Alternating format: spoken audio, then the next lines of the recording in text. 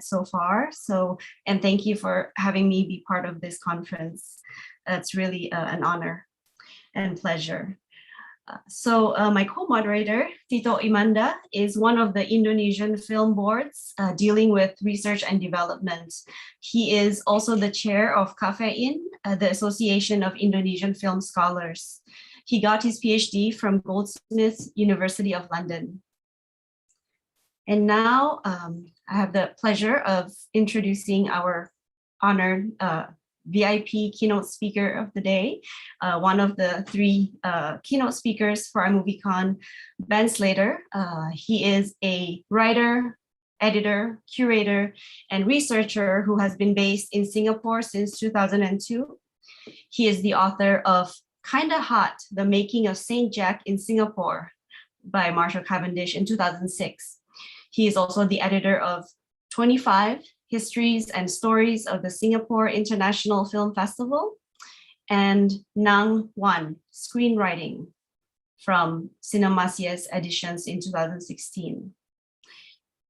Ben's writings on film have appeared in Vertigo, Ekran, Screen International, and Cahiers du Cinema, World Cinema Special Edition, and also many other books, magazines, and newspapers.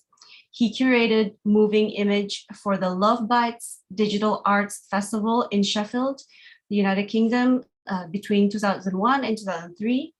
And he has recently been a collaborator on a virtual reality project based on Singapore's film heritage from the 1950s.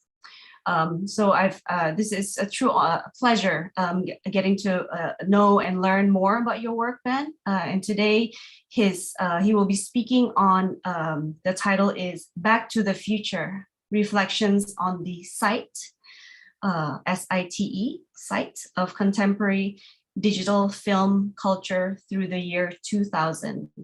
And before I formally, before we formally welcome Ben Slater and his talk, I just want to say we will have time for Q&A after Ben's talk. And to the audience, you're welcome to use the chat box or use the raise hand function.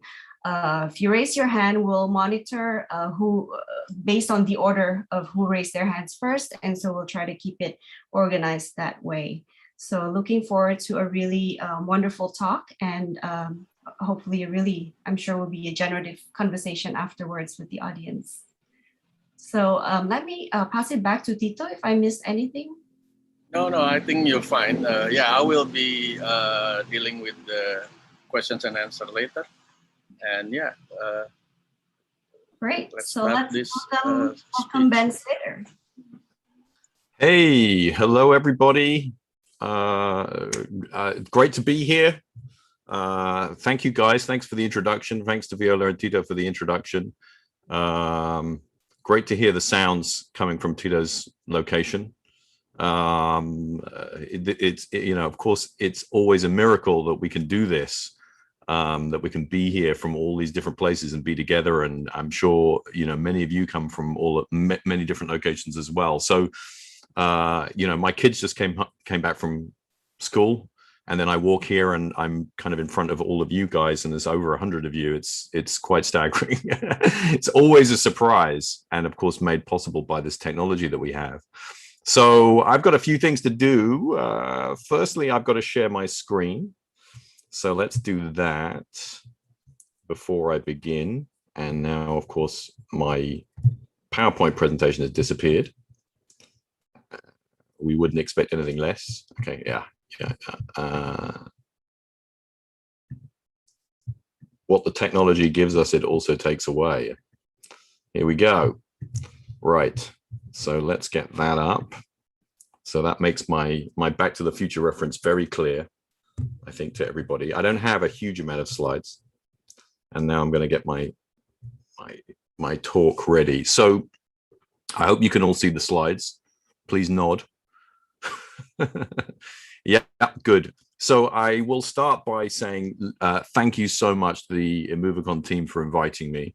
It's a real honor to be invited to give a keynote, and something that came completely out as a surprise to me. But I was so happy to be invited to this.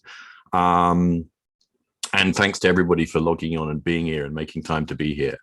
So the theme of the conference, it was sort of presented to me that the theme of the conference was about digital storytelling, digital society. And, you know, of course, I come from the world of film. So digital film is the way that I look at that. And I look at storytelling with moving images in terms of thinking about the digital.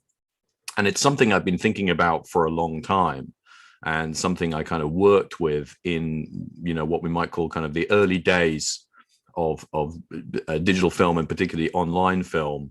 And that history is something I'm going to somewhat indulgently dig into for a good chunk of my presentation, a good chunk of my paper. And I'm sort of going to contextualize that probably a little bit too much. But I think it's good to kind of set the scene of what I'm talking about and where we were coming from. This has been a brilliant opportunity for me to go back, you know, because I wrote about digital film and online film in the early 2000s for a magazine called Vertigo in the UK, a great film magazine in the UK. And I wrote two pieces, one kind of in, I think, the very early 2000s and one about 5 or 6 years later. And so I was already tracking or trying to track developments in that world and in that field. And so for me, it was always unfinished business, and it's been great to go back in writing the paper and kind of remember what I was thinking at that time, hence the title Back to the Future, what I was thinking at the time, what happened after that, and what's happened now, you know. And I think, you know, the developments and changes that we've seen over the last 2 or 3 years have been quite staggering, and trying to put that together with what we were thinking about in this period. I called it the year 2000 because it sounds very dramatic in the title of the paper, but what I really mean is sort of the late 90s, early 2000s as a particular moment. So the paper is to some extent a little bit of a history, but it's a history of things that happened not that long ago. And it's occurred to me recently, because of course, I interact a lot with students, and my students, you know, they get younger and younger as I get older and older. And I interact with the students, and also just looking at social media, I realized that there is a kind of a little bit of a twilight zone in the memory regarding sort of cultural, artistic, and sometimes social things that happened maybe between about 10 and 15, 20 years ago. Because they're so recent, those of us who are a little bit older, we often assume everybody knows these things. And I think often we assume wrongly. And partly that is to do with the way that things have been digitally archived.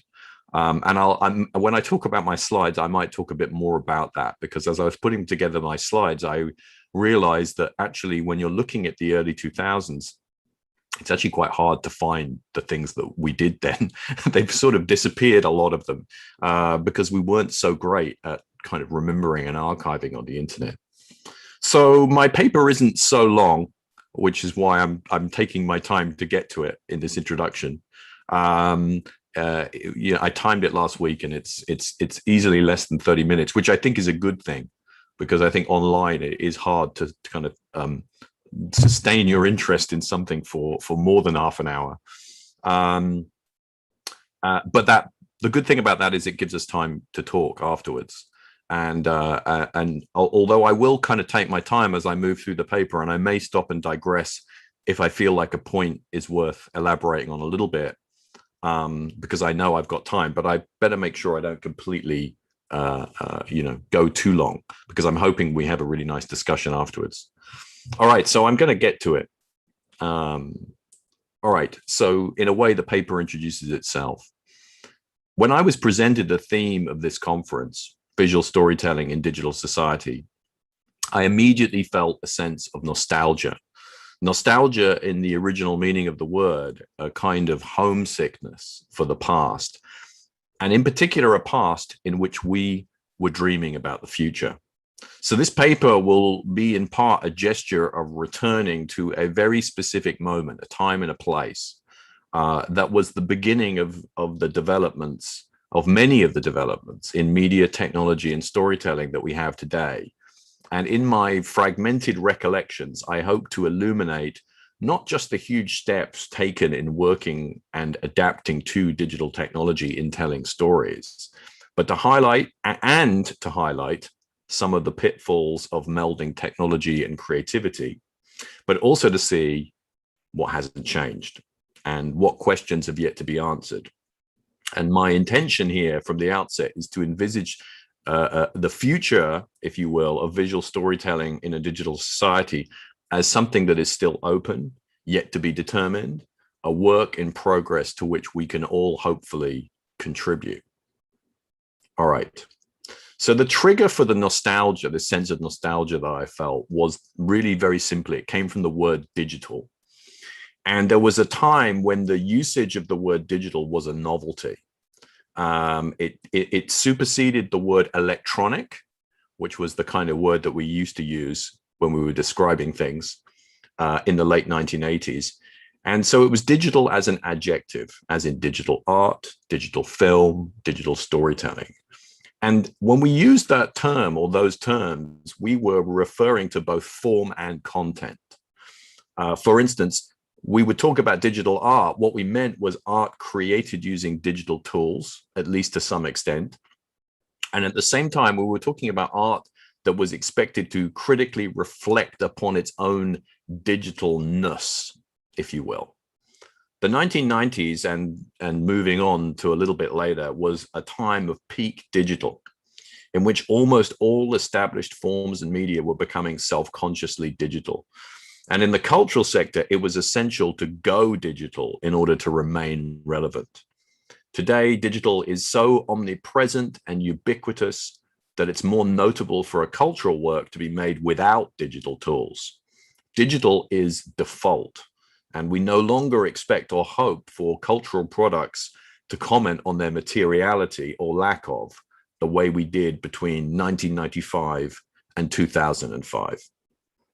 So digital is also the gateway to memory and to this particular place, which begins with the spring of the year 2000, at the height of what became known quite quickly as the dot-com bubble or the dot-com boom. And at this point in my life, and this is where it starts to get indulgent, I moved from the city of Bristol, which is in the southwest of England, to Sheffield in the UK, which is in the north, or actually South Yorkshire. So it's kind of like the south of the north of the UK. And I did this in order to take up a position in an independent cinema, which was a non-commercial cinema funded by the government, partly funded by the government. And that place was called the Showroom. And you're going to see it now in this, and this is real nostalgia for me. So this is where I worked for about 2 years. And this view is a photograph that would have been taken across the road from the train station. So when you arrived in town, this is pretty much the first thing you see when you leave the train station. And it still is. And I found this photograph online, and I was trying to find something from the early 2000s, but this is from, I believe, from 2007. It's the earliest I could find, but it pretty much looks exactly the same as this. And so the first few parts of the building are the cinema, and then as you go further down the street, there are various offices and different kinds of spaces. There's an art gallery. There's a studio theater. At one point, there was a film school in there. So this was the cultural industries quarter, which I'll talk about in a second. So Sheffield, a key city during the Industrial Revolution in England, just to set the scene.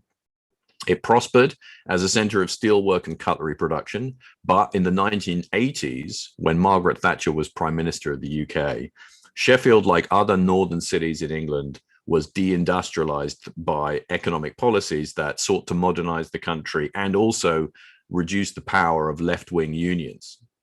So there was a steep decline in Sheffield's fortunes. And when I arrived in the year 2000, I was kind of arriving about 10, 15 years into a process of revitalization that had been going on for a while. And the cinema where I worked was part of that.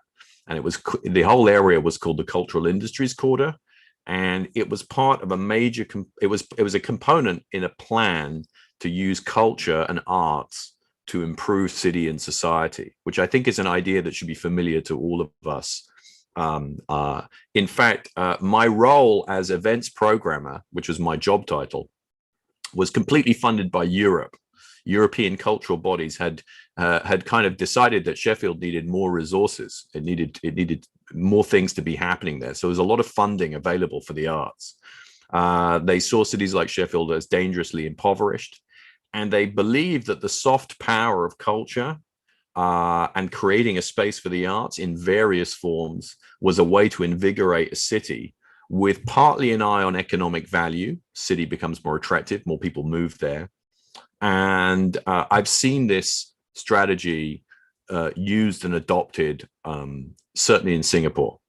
And when I came to Singapore, and not long afterwards, this was very obviously the case that this was what Singapore wanted to do. And I think it's something we've seen in other Asian cities, particularly over the last 20 years. And part of this invigoration was to do with the digital. We get back to the digital. It was to do with digital technology. And that, of course, was the thing that everyone was looking towards. It was a key part of the process. And it informed everything I encountered, especially as I began to research and curate and collaborate with other organizations in the city and outside the city. There were myriad arts groups, galleries, art centers, events, cultural agencies, all competing for funding, and in a way, all promising a glimpse of the digital future. So this is where we begin to sort of think about, everyone is thinking about the future at this point. So just to set the scene of the digital landscape for you younger people, which I imagine is most of you. So in the year 2000, offices in the UK, if you were lucky, they were networked to the internet via ADSL cables, and which was an early form of broadband. And at home, of course, we were all using dial-up modems, which I'm sure a few of you can remember. And, the interesting thing about these technologies is, of course, they were a hybrid of analog and digital. They were making use of original analog infrastructure to pass digital messages and get us connected to the internet. So this is, in a way, this very much reflected this hybrid time we were in, where we wanted to be digital, but we were still kind of very analog. The public internet was mostly made up of home pages, and these were set up by businesses, organizations, individuals. And there was, of course, we didn't have the term social media, it didn't exist, but we did have social media in the form of chat rooms, forums, message boards. There were people dealing with live chat, and actually, I think much more so in Asia than they were in Europe and the UK. And these were places where people would post comments and have discussions. And of course, there were people who had their own personal homepages where they wrote kind of online diaries. We didn't have the word blog even really then at this point. And if you wanted to find out what someone had written in their web diary, you had to go to their website. There was no update. There was no way you would know that they'd updated unless you checked in on them. Yeah. So I have two memories that I think hopefully will kind of set the scene of this particular moment about thinking about the future and the internet. Firstly, I spent a lot of the time when I was in my office and I was supposed to be working, I spent a lot of time looking at this thing called the Beast. It became known as the Beast, but it was actually, no one knew what it was when it started. And it was actually an alternative reality game that had been created to promote Steven Spielberg's film Artificial Intelligence, which came out in 2001. So this is a little bit later. And the way, basically what happened was that fans had discovered through a clue on the poster of the film that there was a kind of network of fictional websites. I can show you an image from one of them here. And you would click through these fictional websites and you would read what was going on these websites, and you realize these websites were sort of supposedly existed in the future of the film Artificial Intelligence. And there was a mystery, there was a murder that you were supposed to be trying to solve. And there was a very, very popular message board where people would go to try to kind of figure out what they had discovered on these websites. And there were also other things. They planted clues in real life, but of course you could only see those if you're in America. And I wondered at the time, as I think many people did, if this was the future of digital storytelling, this kind of idea of fictionalized websites and things like that. And, I think now with the benefit of hindsight, we know it was not. It was definitely not the future for various reasons. The other memory I have that pertains to this is going to the, not my own cinema, but going down the road to the commercial cinema to watch the film High Fidelity. which came out in the year 2000, and absolutely falling in love with at that time, pretty much unknown actor called Jack Black, who I'm sure people are familiar with now.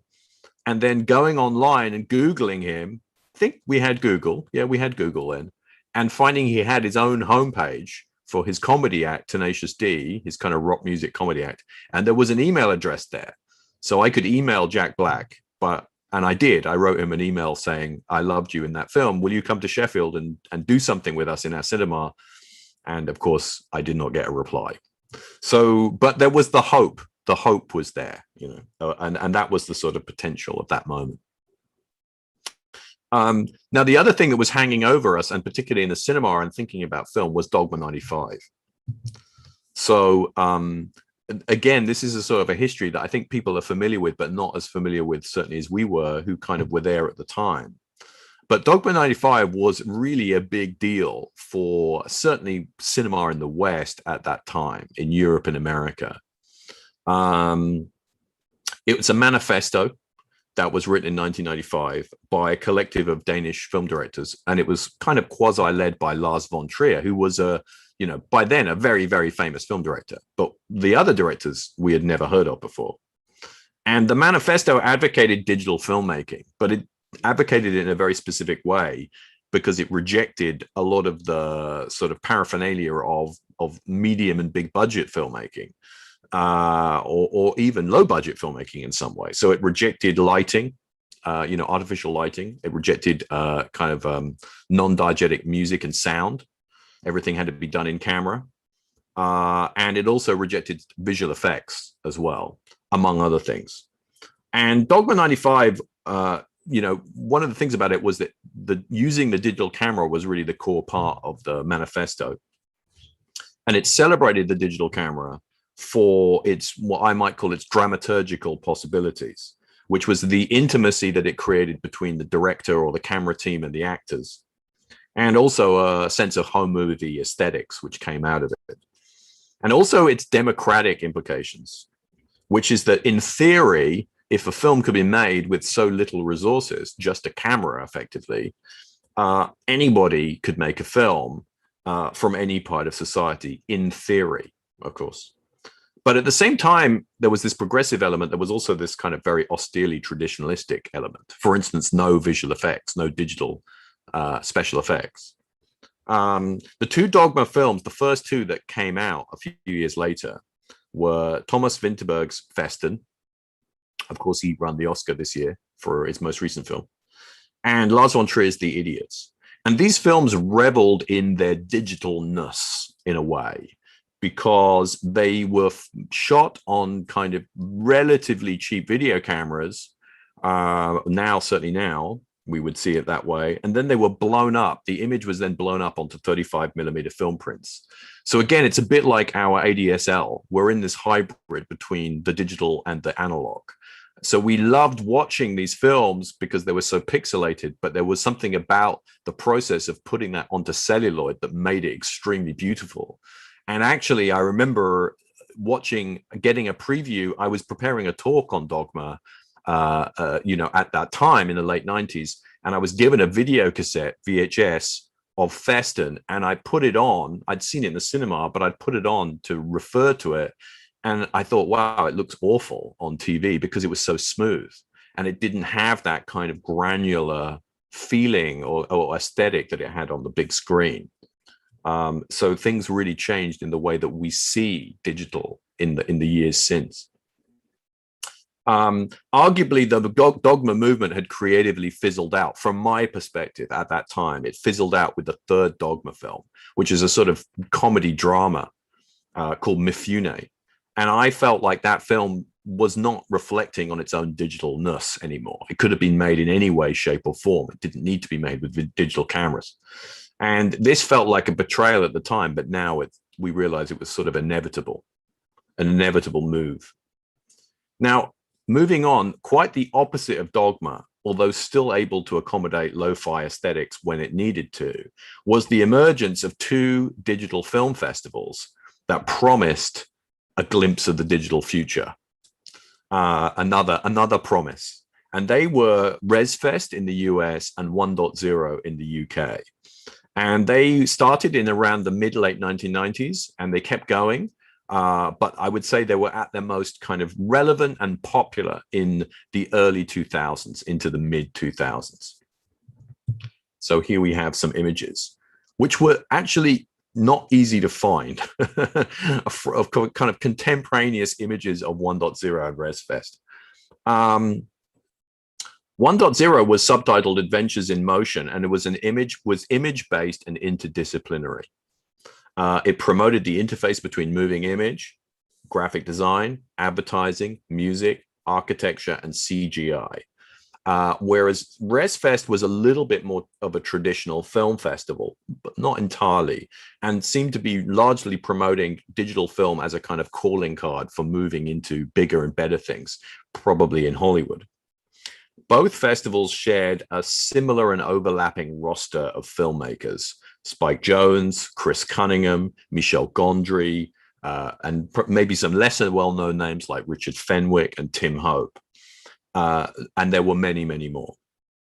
And they had both of them, I think, shared a kind of utopian and largely uncritical embrace of all things digital. You know, they loved everything that was digital, everything that was cutting edge.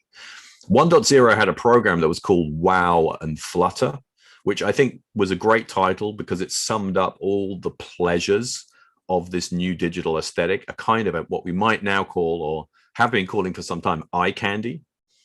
And it would be unfair for me to be totally down on this and say that there weren't moments of wonder and excitement in those festivals, because there were.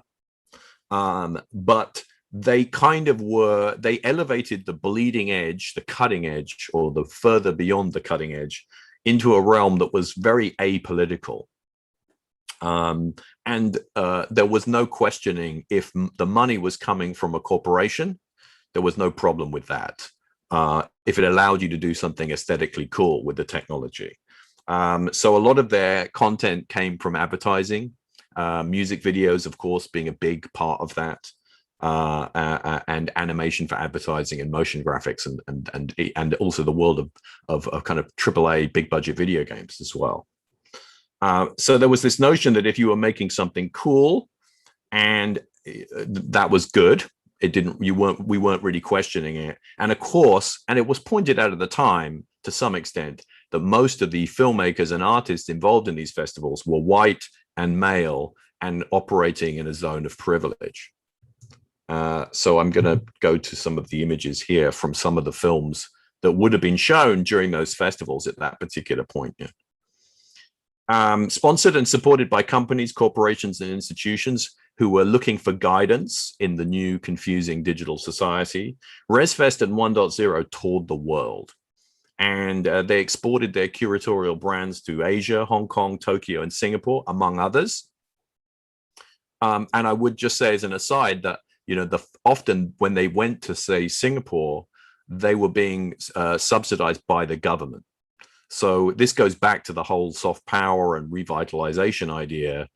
You know, in a way, ResFest and 1.0 were able to travel because, you know, the agencies that were dealing with cultural industry at that time wanted answers about what the new was and what the digital was. And they were hoping that they could be provided by these festivals to some extent. But as the years went by, digital could no longer be fetishized as the new. And with so much content available online, and cinemas went digital, they actually went digital, these festivals to some extent faded away. So ResFest finished in 2006, and 1.0 still continues as an agency, a kind of consulting agency on design and art, but its last festival was in 2012. In 2000 and the years after, I was looking at these festivals with some degree of envy. They owned the territory, or appeared to own the territory, of what was being framed as the future of film aesthetics and storytelling, leaving a curator like me with very few resources, without much space. So I decided to look at more closely at what was happening on the internet. And I was collaborating with Love Bites in Sheffield, which was a digital arts festival, which was best known for music and installations rather than film, and was very site specific to working in Sheffield. So I was their film curator for about 4 years, 3 or 4 years. And during that time, I did attempt to map out a kind of a broad space about thinking what was digital film and what was digital storytelling and how it related to society. So, as I say, we looked a lot online. And viewing films on the internet in the year 2000 and around that time was a clunky and technically fiddly experience. Video files, this is again something people may not remember. Video files were embedded into HTML file pages. They often needed to load entirely before they could play. So you had to wait a lot for videos to arrive. And there was this constant message, still buffering, or just buffering when you were in the middle of something.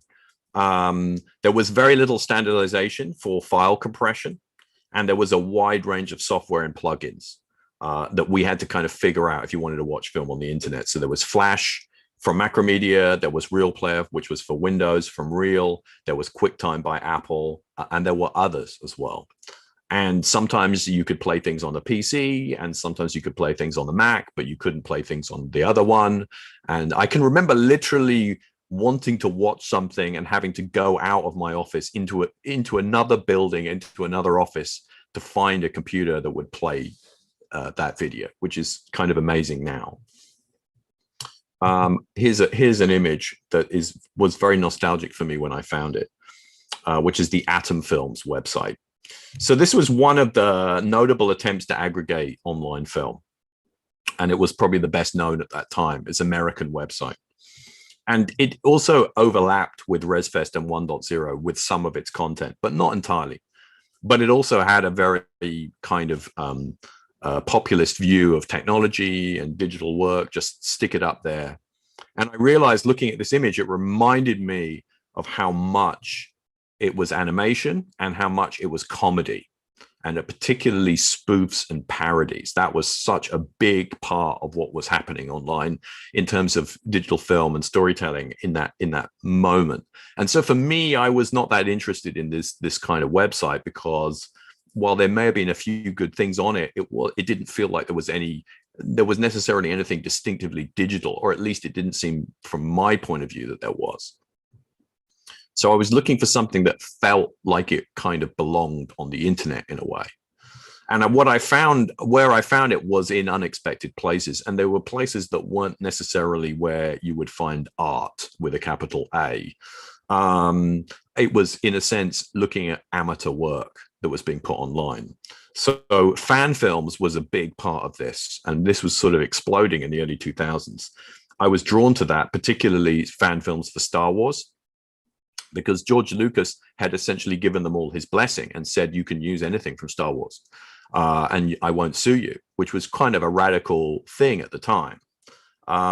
He realized very smartly that it would help his brand rather than exploit it. And there was something for me very uniquely digital and poignant in its appropriation of the Star Wars American iconography about, let's say, Hungarian Star Wars fan film, which was completely serious, not a parody, and was made using, these incredible landscapes, wintry landscapes and snow and excellent visual effects that had obviously been made on someone's home computer.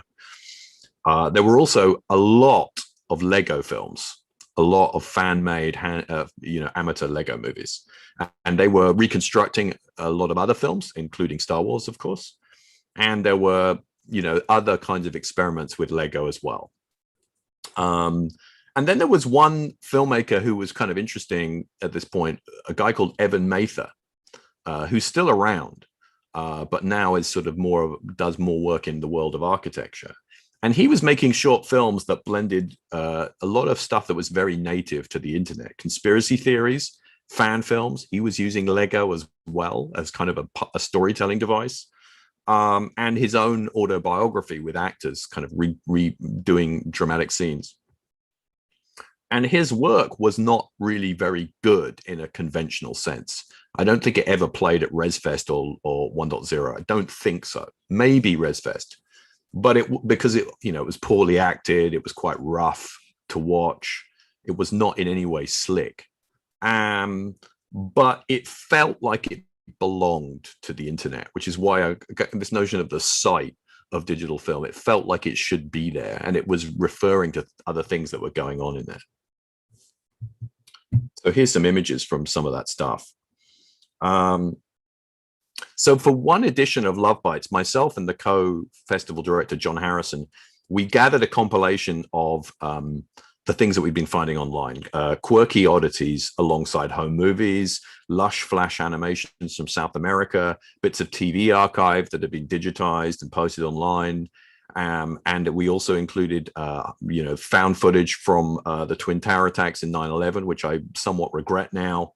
And we put all of this together in a kind of 70, 80-minute program, which we called Search Engine Cinema. And it was an ugly program. It was frustrating. It was silly in places, but we wanted it to be provocative. And we were trying to understand how moving images lived and existed on the internet. And it was divisive. I mean, there were people that hated it, including one of the funders of the festival who thought it was a load of garbage. But in some ways, that was the point. We wanted to give a glimpse of a future that didn't have this slick, kind of highly aestheticized quality of the festivals that we were looking at. And we thought maybe the future would look like some teenagers with a video camera dropping water bombs down the atria of a very tall building, which is one of the videos that we showed. So in a modest way, Search Engine Cinema anticipated YouTube. And because this was all before YouTube. And the idea that digital meant that the users, as well as artists or professionals, might have a contribution to make. But our intentions were not so different from 1.0 and ResFest in some ways.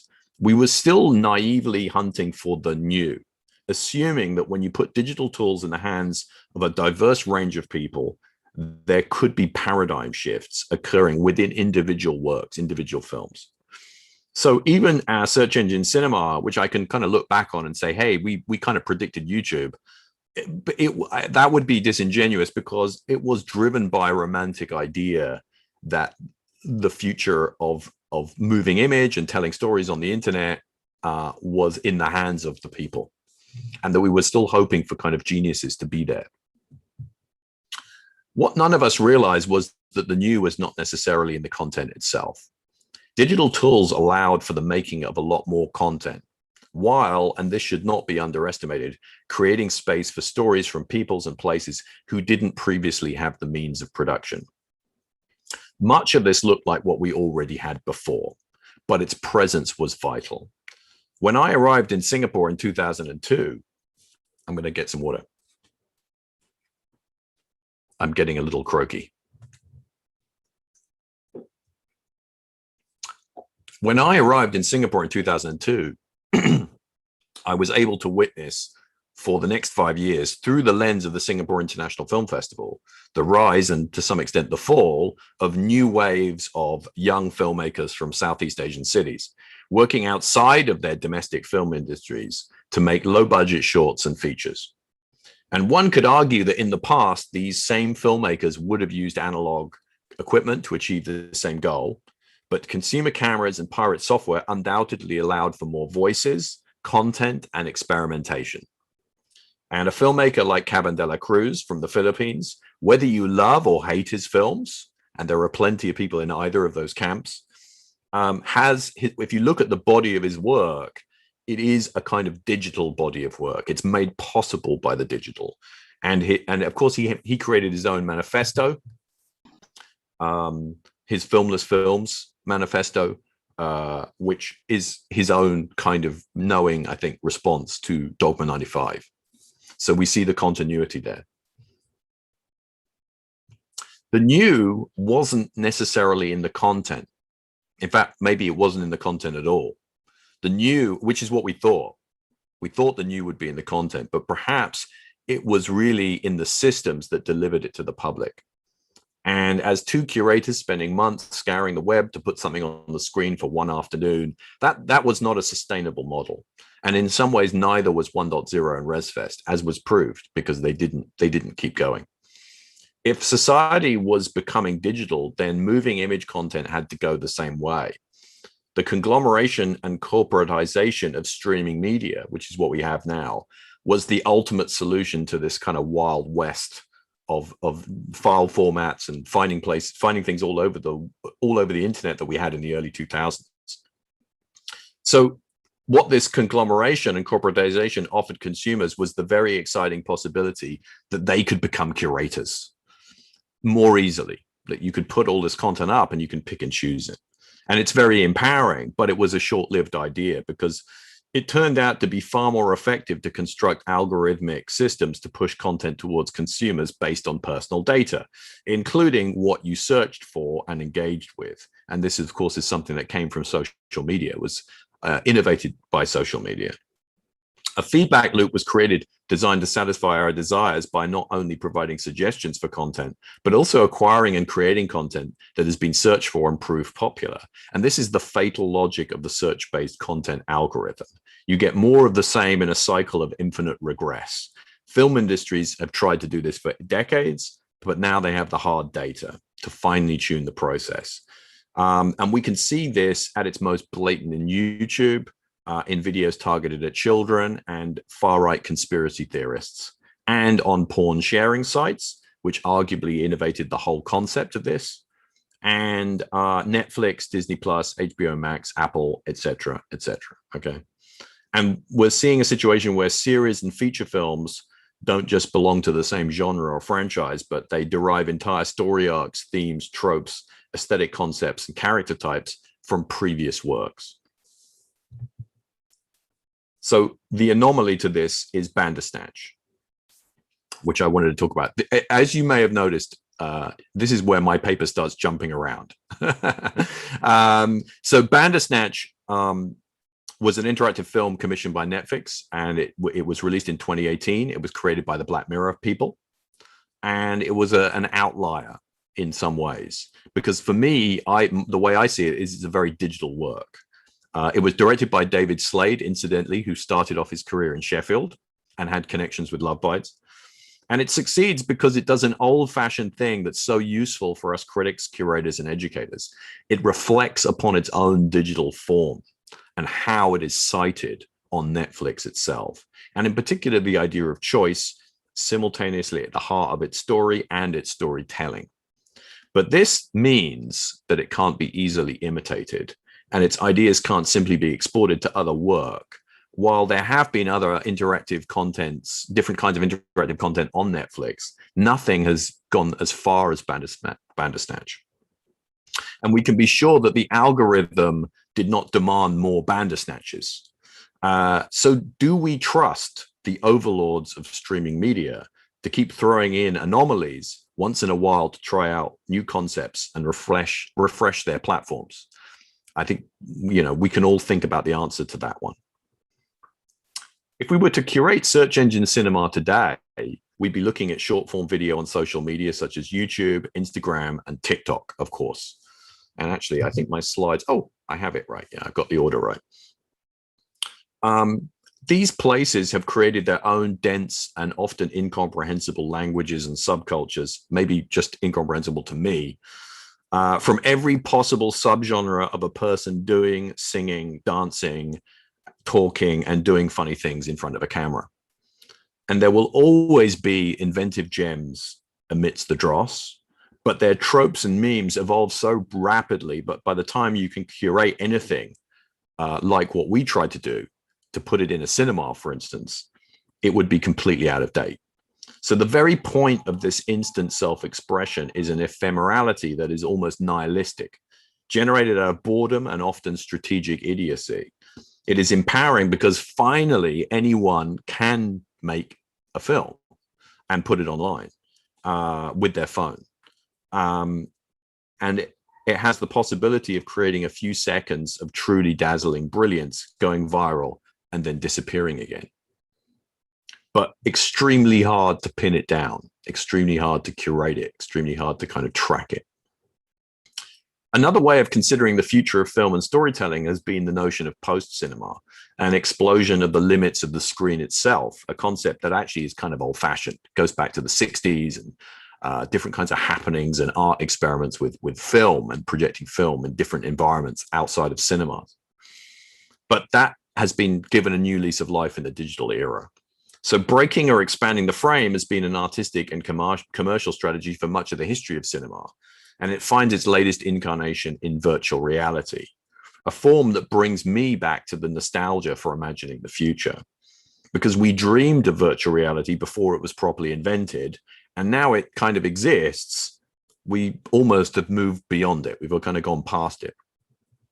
VR promises so much in terms of immersion, interactivity, sensory excitement, and narrative possibilities. If the 1.0 and ResFest festivals still existed, they would be all about VR, or at least a big chunk of their programs would be about VR. But VR has these enormous technical and physical barriers, which work for both the creators of it and the audience. So this is an image from a project that I've worked on, as was mentioned previously. I've been working on this for a couple of years as a researcher, really, and a kind of writer as well, which is a recreation of a film that's a lost film from Singapore Malaya film history, which is called Pontianak. I'm sure some people are familiar with this, or they're certainly familiar with the mythology of Pontianak. And this film was made in 1957, and we did this project where we tried to sort of imaginatively construct the film in virtual reality, which was a rather ambitious project. And we created, based on our research, a very simple scene, which is the scene in which the Pontianak appears for the first time, or rather one of the characters becomes the Pontianak. And it was a dialogue scene that ends with the transformation that you see here. And it was incredibly complicated. I mean, it made us realize how, or certainly made me realize how challenging it is, both technically and in terms of storytelling. Because even just to understand the point of view of the characters and the point of view of the audience is a whole other set of challenges that makes me think of early cinema and the kind of issues that filmmakers faced when they were first starting to use the camera in the first place. So I'm coming to the end. The question we had back in 2000 has not changed in some ways. Has digital transformed the ways in which we tell stories with moving images? And the answer for 2021, and I suspect may always be the answer, is yes and no. Not a great answer, but there we go.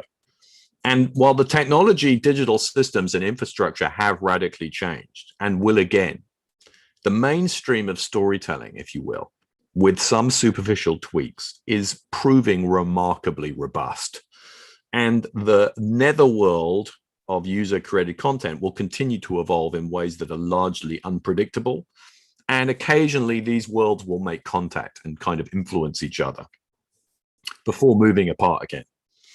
And VR, like other media technologies, which was supposed to be the future of narrative, is likely to be better used by independent game developers, artists, and even researchers.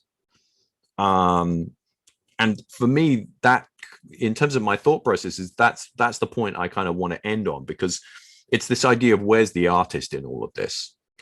You know, the role of the artists in experimenting with these forms. So ideally, the artist has this very privileged position in some ways. They can approach this media as an outsider with a critical perspective, and they can recognize the need to not just make things with digital tools for digital distribution, but that the digitalness of the work can be considered and questioned. The artist can resist the fetishization of the new. The artist can point out the dangers of celebrating and embracing technology for its own sake. The artist can connect their work to communities and sites. The artist can have a knowledge of history. The artist can be nostalgic while accepting that they can't go home again and have to keep moving forward forever and ever. And that's me. Thank you. Wow, I went much longer than I thought.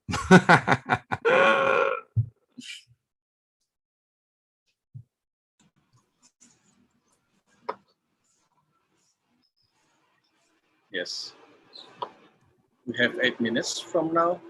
If we follow the schedule, the committee, do we have extended time for this? I'm sure that there are plenty of questions.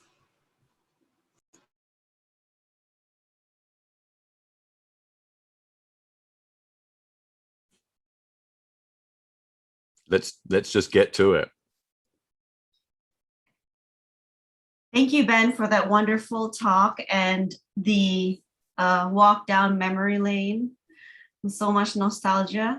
Let me just open up the conversation here, and I know that we have extra time, so I'm glad for that. But I'll just open up the conversation with a first question for you, Ben, and then I'll, of course, the audience should have the time and space to be able to ask you their questions as well. But I thought I'd just open it up with an opening question.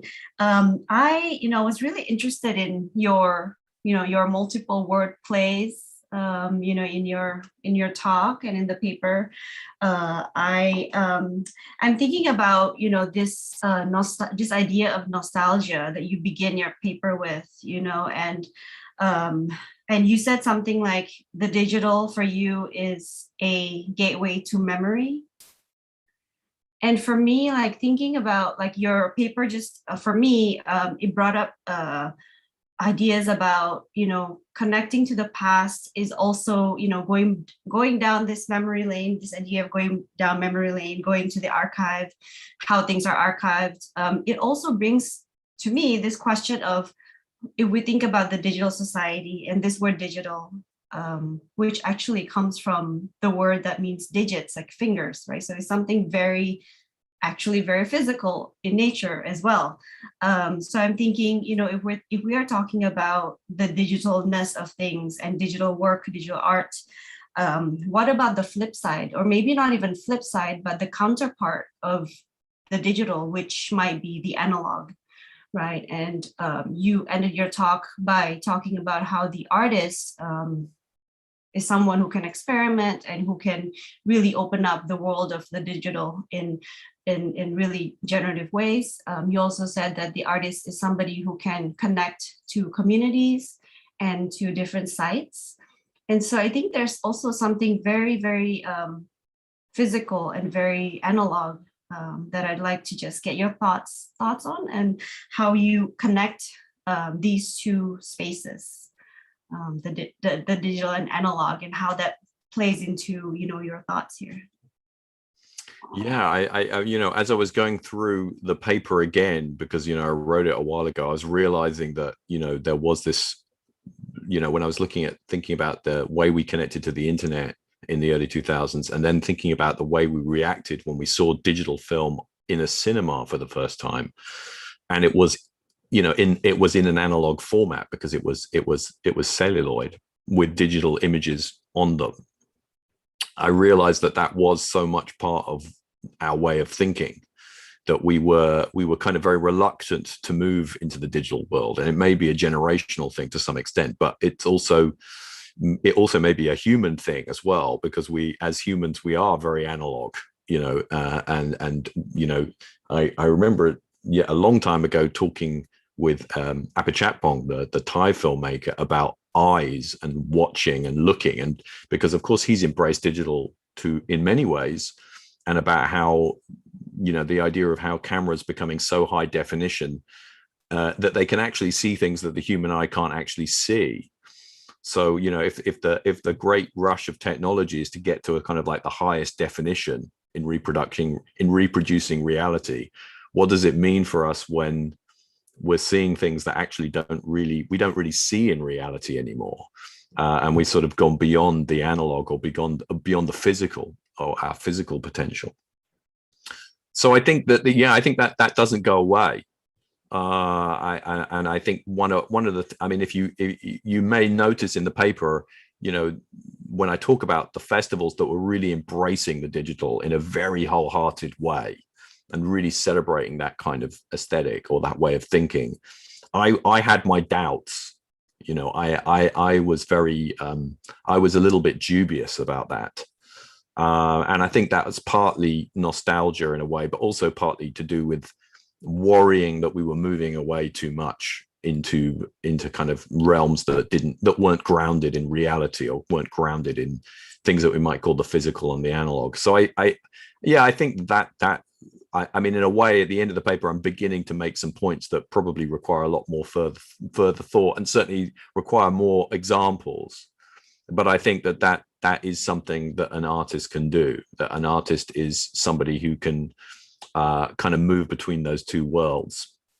they're not necessarily kind of like, they don't have to stick to this idea of I'm just going to do the digital thing and I'm just going to push through that. I mean, even our project, our VR project with the Pontianak, I mean, that is us using digital technologies to look at something that's very analog. So I think that, yeah, these are things that are not so easy to leave behind. And actually, we don't want to leave them behind. I think we should always be engaging in real places and real people.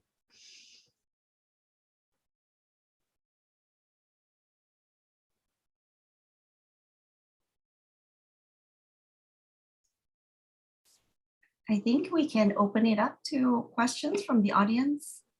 So to make sure that people get a chance. People are still there. They haven't run away. There you go. We have a question. Zahwa F. Jasmine, do you want to ask directly to Ben? I can read this actually. Yeah. I can see it in the chat.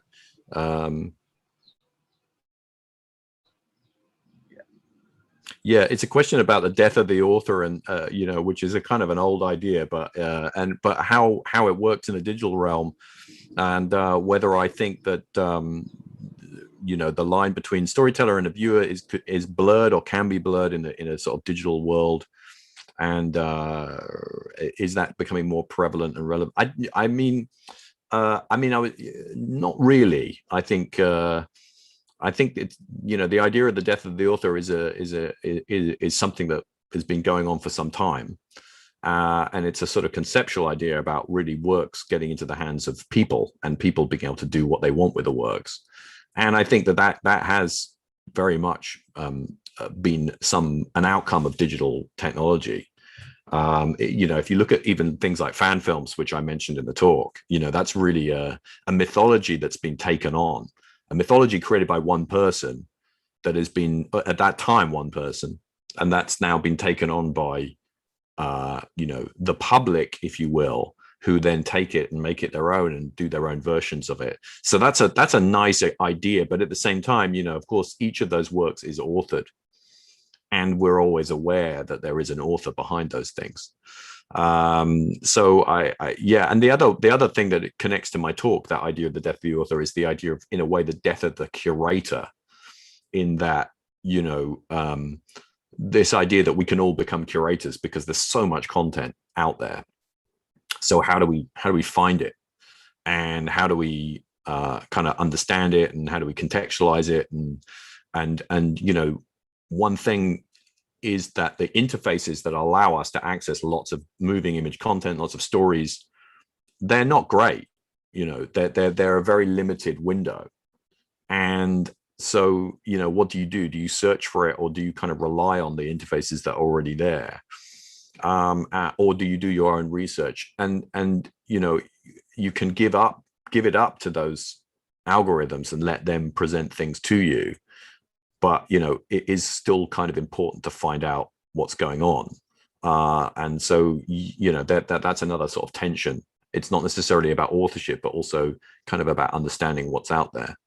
So I think, yeah, ideas about the death of the author will continue, but I think what we're seeing with digital content, particularly in the very sort of, you know, the stuff that we're looking at every night, is highly authored. You know, even something like Bandersnatch, which allows you to kind of, you know, choose your own storyline and kind of remix the work and see the work very uniquely. You know, it's still a very highly authored work that's been created by one writer and one director.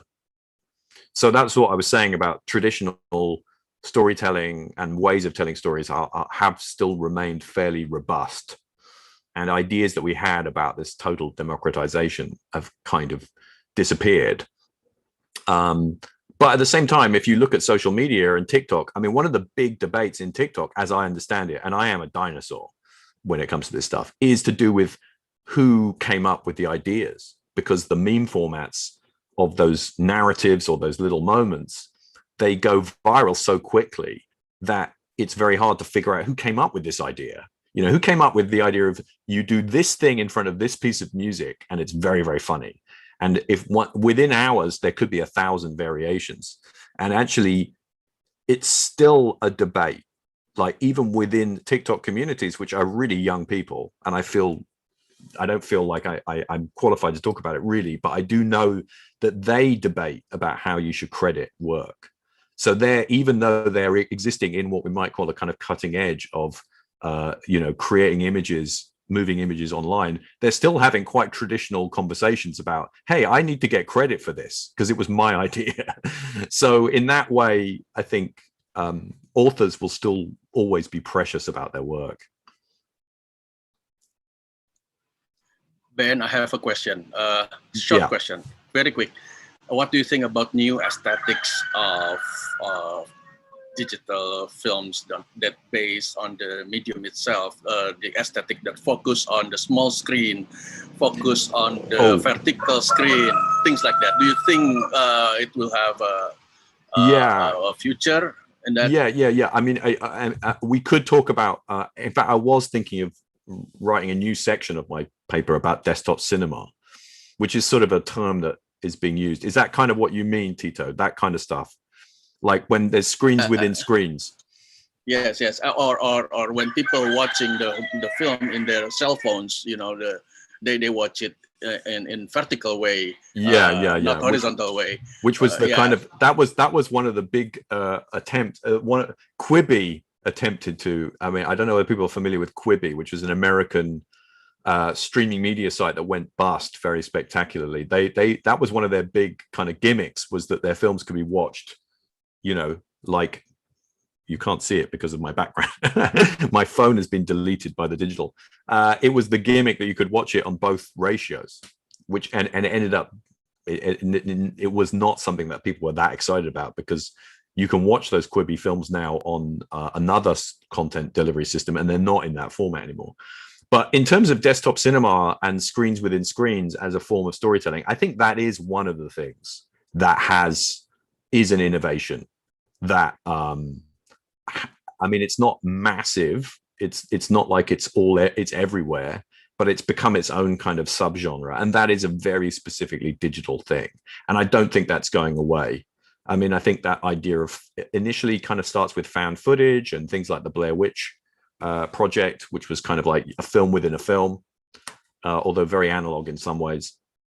And then you start getting more complex kind of variations on it. And then you start getting screens within screens. And actually, I was going to talk about it. There's not much time now, but I was going to talk about a particular work that we programmed at Love Bites, which was a kind of an early version of desktop cinema, which is a piece that's really lost now in the history of digital film, which was I'll just mention the name of it, and people could go online. You can't find the film online, but you might find references to it, which was a film called Discrete Packets, which was an old internet term. And it's by an artist called Nick Crow, spelt like the bird, but with an E on the end. And that was a commission, a work that was commissioned to sort of demonstrate the future of digital filmmaking. And that was the first time I saw that kind of desktop cinema. And it was quite mind-blowing, actually. And that one thing is an area that I think is not going to go away, and that will continue. And I think there will be exciting things that happen with that, inevitably, as we get more screen-based. Yeah. We have another question in the chat, I think. Yeah, it's from Melody. You can read it. You can all read it. It might be related to what I was just saying. It's about desktop things. I mean, it's related to what it's asking me to predict the future of it. I mean, I would never dare to do that.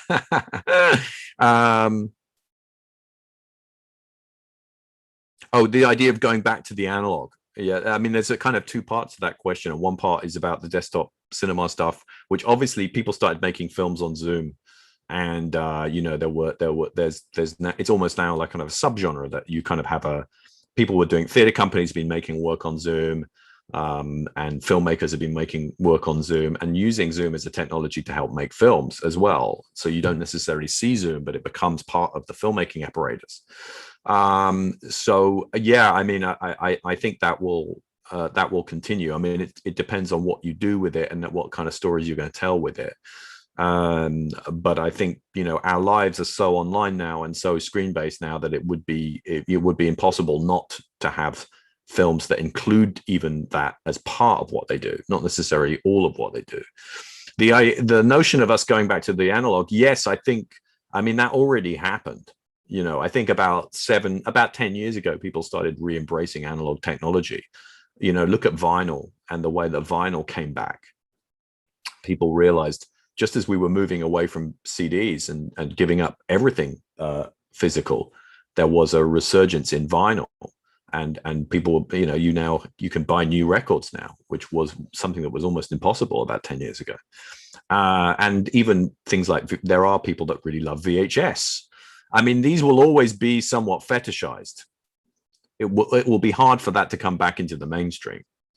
You know, you can't kind of unring that bell, I think, but there will always be an interest in the analog and going back to old technologies. At some point, CDs are going to become cool again. You know, all things that are old will come back to some extent, but then they become, in a way, they become fetishized, and they become almost like somewhat harmless in a way. They become, you know, they just become smaller things within the culture.